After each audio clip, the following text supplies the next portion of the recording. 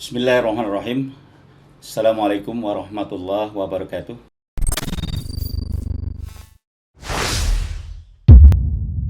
Terakhir-terakhir ini ada banyak silaturahmi politik. Tapi yang saya tangkap ini yang kayaknya akan mengerucut mungkin yang dilakukan oleh JK, ya, juga oleh SBY, AHY, dan juga yang jelas PKS gitu.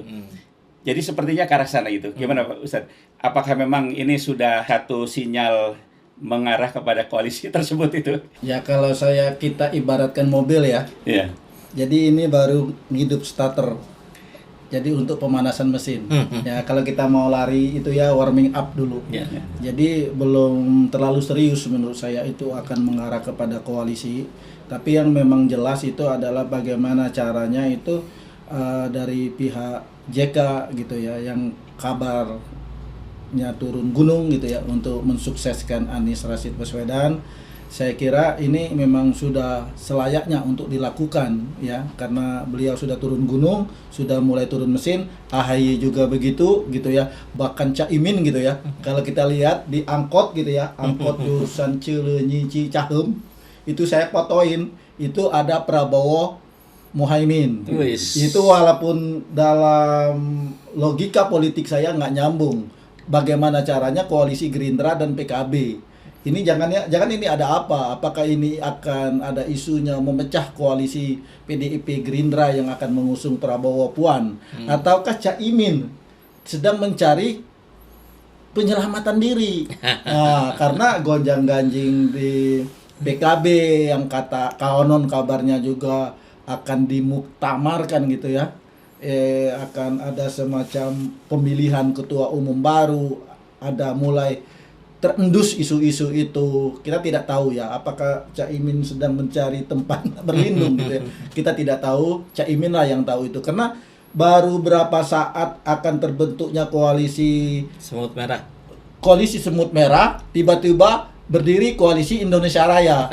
Ini kan ada apa? Artinya waktu koalisi semut merah ini dia gagal membentuk koalisi semut merah karena tidak sepaham dengan Demokrat dan PKS. Mungkin Demokrat dan PKS sudah mencium aroma yang tidak sedap gitu ya. Akhirnya dia nyerang ke Gerindra. Ya mintalah untuk perlindungan ke Gerindra. Ini ada apa sebenarnya? Justru kalau saya melihat ini adalah lebih kepada manuver pribadi dari Muhaimin Iskandar. Bacaan saya begini, ini sebelum saya menjawab pertanyaan itu, saya ingin melihat fenomena itu menarik ketika kita melihat bahwa di situ ada SBY, di situ ada JK, di situ ada Prabowo, ada Surya Paloh. 4 orang ini alumni mana nih? Golkar semua ini. Iya. Jadi Betul. dengan fenomena ini bisa dikatakan satu-satunya partai yang sudah betul-betul berhasil menciptakan kader-kadernya, kader terbaiknya ya memang Golkar. Nah, kembali ke pertanyaan tadi, apakah silaturahmi ini akan membuahkan hasil yang signifikan? Saya kira belum, memang seperti yang Pak Tarmizi sampaikan tadi. Ini baru ta'aruf lah kan, kalau tak kenal maka ta'aruf kan, begitu katanya ya.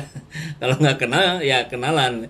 Yang diperkenalkan tentu adalah harapannya masing-masing, karena kalau sudah bicara visi misi ini kan bahasa-bahasa politik yang sangat normatif, saya kira merusak pendengaran rakyat Pak, ketika kita bilang kita memiliki visi misi yang sama, ya setiap ketemu orang yang punya tujuan sama, bahasanya visi misi sama gitu. Kemudian setelah pecah nggak ngomong lagi gitu. Anggaplah misalkan tadi PKB ketika nggak jadi koalisi dengan PKS dan Demokrat, kan nggak ada bahasa oh kami tidak sevisi semisi. Kebagian jadinya ngomong begitu. Nah jadi kita harus mengingat sekali bahwa ketika orang-orang yang ada di bawah, rakyat kebanyakan yang ingin memberikan partisipasi aktifnya dalam kehidupan bernegara, dalam hal ini politik, ini selalu mengedepankan aspek-aspek yang lebih fundamental, yang lebih ideologis. Padahal tokoh-tokoh di Jakarta sana pandangannya bukan ideologis, pragmatis gitu.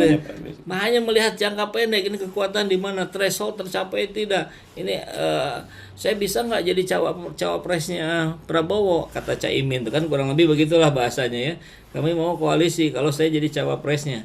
Nah, jadi saya kira buat sahabat semua juga pemirsa yang menonton video ini, kita jangan terlalu terbawa emosi, santai sajalah gitu, relax sajalah kayak Pak Anies Baswedan gitu ya. Kalau kita lihat Luar biasanya Pak Anies Baswedan menghadapi berbagai serangan, bulian, cacian, makian dalam menjalankan roda pemerintahannya di Jakarta. Beliau tenang saja gitu.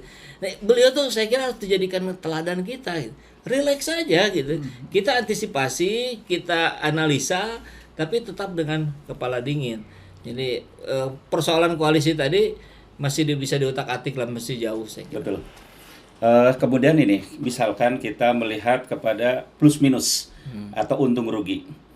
Misalkan Anies berpasangan dengan AHY atau Anies berpasangan dengan Puan yang sekarang diusulkan juga oleh beberapa tokoh nasional, ya. Atau mungkin juga Anies berpasangan dengan Sandiaga itu. Ya, politik itu dinamis ya. Kalau untuk paket-paketan capres cawapres saya kira terlalu jauh gitu ya. Karena waktunya baru akan mengerucut diperkirakan sekitar bulan Agustus nanti. Tahun depan. Tahun depan. Kan itu kan September ya pendaftaran capres cawapres. Jadi kalau kita melihat rencana duet misalnya Anies AHY, Anies Puan atau Anies Sandi gitu ya, semuanya punya peluang gitu ya, peluang yang sama. Tinggal bagaimana strategi untuk membangun kemenangan. Saya kira itu salah satu kuncinya. Kalau kita lihat tentang Anies AHY ya punya plus minus gitu ya. Anies kuat di Jawa Barat, kuat di Sumatera, di Kalimantan, Sulawesi. Kekurangan dan kelemahan Anies mungkin di daerah Jawa Tengah, Jawa Timur bisa ditutupi baik oleh AHY maupun oleh Puan Maharani gitu ya. Puan Maharani kan kuat di Jawa Tengah gitu ya.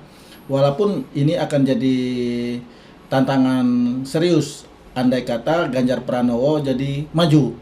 Seandainya PDIP ada 2 kadernya maju, tapi satu maju melalui kendaraan PDIP, yang satu lagi Ganjar Pranowo bisa melalui partai lain, atau juga ada isu presidensial threshold 0%.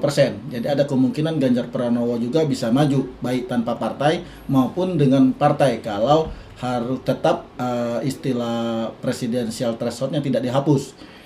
Nah, jadi kalau kita Ganjar Pranowo maju, Puan maju, maka yang lebih menguntungkan itu adalah Anies berpasangan dengan Anies AHY atau Anies Sandi. Tapi kalau Ganjar tidak jadi maju, ya dengan iming-iming kompensasi politik tertentu, ya Anies Puan ada kemungkinan juga Anies Puan lawan Anies AHY atau Anies AHY atau Anies Sandi, menurut saya 50-50. Nah, belum kita tentukan saat ini. Tapi yang jelas masa PDIP itu bisa merapat untuk mendukung Anies dan masa Anies bisa merapat untuk mendukung Puan. Gimana Kang Saiful tadi tentang mungkin untung rugi kalau dipasangkan dengan ini, untungnya apa ruginya apa kalau dibahas ini gimana? Ya, saya kira semua akan berlandaskan mau tidak mau kepada survei popularitas dan elektabilitas. Ujung-ujungnya ke sana. Makanya kita lihat begitu banyak sekali hari ini lembaga-lembaga survei berlomba-lomba terus memunculkan hasil surveinya. Tentu tidak terlepas dari kebutuhan partai politik terhadap para calon itu. Tapi harus kita ingat juga bahwa keberadaan lembaga survei itu bukan hanya LSI, MNRC dan seterusnya, tapi juga partai politik itu sendiri. Internal. Lembaga survei internal. Lembaga survei internal itu sudah pasti sangat diandalkan oleh partainya masing-masing. Nah, hari ini fakta terlihat itu juga sudah mulai diungkap oleh banyak lembaga survei bahwa kalangan grassroots di Partai Amanat Nasional, kalangan grassroots di P3 itu semua kecenderungannya ke Anies Baswedan. Jadi keberadaan PAN dan P3 di KIB ini betul-betul saya kira sudah mestinya sih dikatakan di ujung tanduk. Mereka harus segera keluar dari KIB kalau ingin memenangkan hati para konstituennya. Kecuali dia tutup mata gitu demi oligarki atau demi apalah yang mereka inginkan. Dan ingin selamat di Pileg 2024. Begitu. Itu pula yang terjadi pada partai-partai yang lebih besar, misalkan PKS, Demokrat, Nasdem, Gerindra dan seterusnya. Saya kira hitung-hitungan Prabowo sebagai capres Gerindra pun itu masih terus dikaji secara internal di Gerindra. Memang betul sudah dipastikan Prabowo capres Gerindra, tapi kan lagi-lagi di politik kan tidak ada yang pasti. Artinya tetap nanti akan mengacu pada bagaimana perspektif publik melihat para tokoh itu. Jadi kalau bicara hitung-hitungan yang tadi, saya sih cenderung untuk tidak mengomentari. Ini mereka nanti semua tetap kok akan ngikut ke hasil survei. Betul. Meskipun bisa jadi yang diikutinya tentu bukan, misalkan bukan survei LSI MRC, tapi survei internal atau survei independen yang hasilnya dirahasiakan gitu. Tidak dipublish. Tidak dipublish.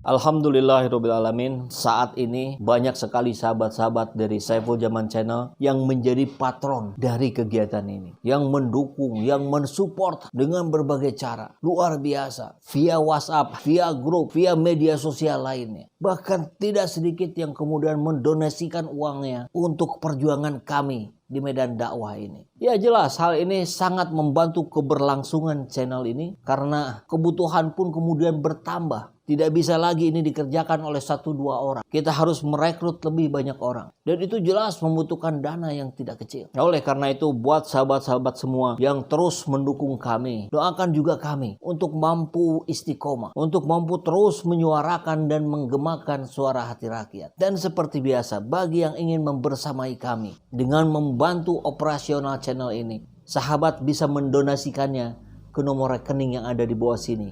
Dan silakan untuk mengkonfirmasikannya ke nomor yang ada di sini.